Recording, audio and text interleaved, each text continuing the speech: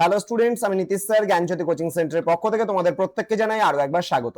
তো স্টুডেন্টস, আজকে আমি তোমাদের সঙ্গে আলোচনা করব বাঁকুড়া বিশ্ববিদ্যালয়ের অধীনস্থ যে সমস্ত ছাত্রছাত্রীরা যারা বিভিন্ন কলেজগুলোতে পড়াশোনা করছো সেকেন্ড সেমিস্টারে, তাদের জন্য আজকে মেজর অথবা মাইনরের যেহেতু সিলেবাসটা সেম রয়েছে তোমাদের বাঁকুড়া ইউনিভার্সিটির আন্ডারে, সেহেতু সাজেশন 2026 লাস্ট মিনিট সাজেশন নিয়ে আজকে ফিলোসফিক্যাল ফাউন্ডেশনস অফ এডুকেশন থেকে মোস্ট ইম্পর্টেন্ট 5 মার্কসের গুরুত্বপূর্ণ প্রশ্নগুলো নিয়ে আলোচনা করব।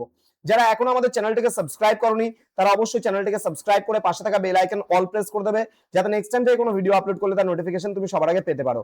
এছাড়া যারা ভাবছো যে অনলাইনে আমাদের ক্লাস জয়েন করবে, নোটস নেবে, তারা অবশ্যই যোগাযোগ করো আমাদের অফিসিয়াল নাম্বার 7076398606 নাম্বার অথবা 6295916282 নাম্বারে। তোমাদের টোটাল কোর্স ফি রয়েছে তোমাদের এই সাধ্যের মধ্যে জাস্ট 1199 রুপিস রয়েছে পুরো সেমিস্টার অল সাবজেক্টের কোর্স ফি।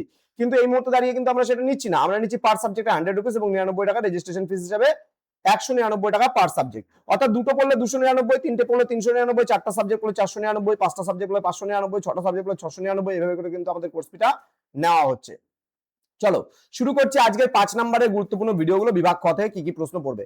শিক্ষা দর্শনের পরিধি সম্পর্কে আলোচনা করো, শিক্ষা ও দর্শনের মধ্যে সম্পর্ক তুলে ধরো, শিক্ষা দর্শনের কাজগুলি লেখো, দর্শন শাস্ত্রের বিভিন্ন শাখা, অধিবিদ্যা, জ্ঞানতত্ত্ব ও মূল্যবিদ্যার উপর একটি সংক্ষিপ্ত টিকা লেখো, ভাববাদ এবং প্রকৃতিবাদের মধ্যে প্রধান 3টি পার্থক্য আলোচনা করো, ভাববাদ অনুযায়ী শিক্ষার লক্ষ্য পাঠ্যক্রম লেখো, শিক্ষার উপর বাস্তববাদী নৈতিকতার প্রভাব আলোচনা করো, বাস্তববাদ রিয়ালিজম কি, এর মূল নীতিগুলি আলোচনা করো, প্রয়োগবাদের মৌলিক নীতিগুলি ব্যাখ্যা করো, প্রয়োগবাদ অনুযায়ী শিক্ষার লক্ষ্য এবং পাঠ্যক্রম বিবৃত করো, প্রয়োগবাদের মূল শিক্ষণ পদ্ধতি হিসেবে প্রকল্প পদ্ধতি বা প্রজেক্ট মেথড সম্পর্কে আলোচনা করো, অস্তিত্ববাদের শিক্ষাগত গুরুত্ব ব্যাখ্যা করো, বৌদ্ধ ধর্মের অষ্টাঙ্গিক মার্গ ব্যাখ্যা করো।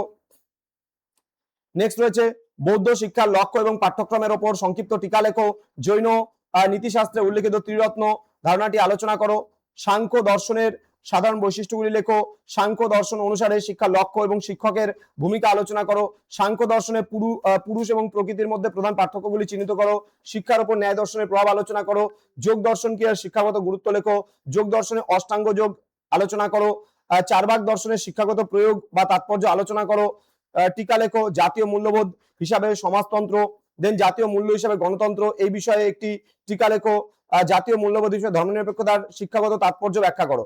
তো এই ছিল আজকের ক্লাস, যেখানে আমরা 100% কমন তোমাদের সঙ্গে 5 মার্কসের গুরুত্বপূর্ণ প্রশ্নগুলো নিয়ে আলোচনা করলাম। এর পরবর্তী যে ভিডিও আসবে সেখানে আমরা গুরুত্বপূর্ণ 10 নম্বরের প্রশ্নগুলো নিয়ে আলোচনা করব।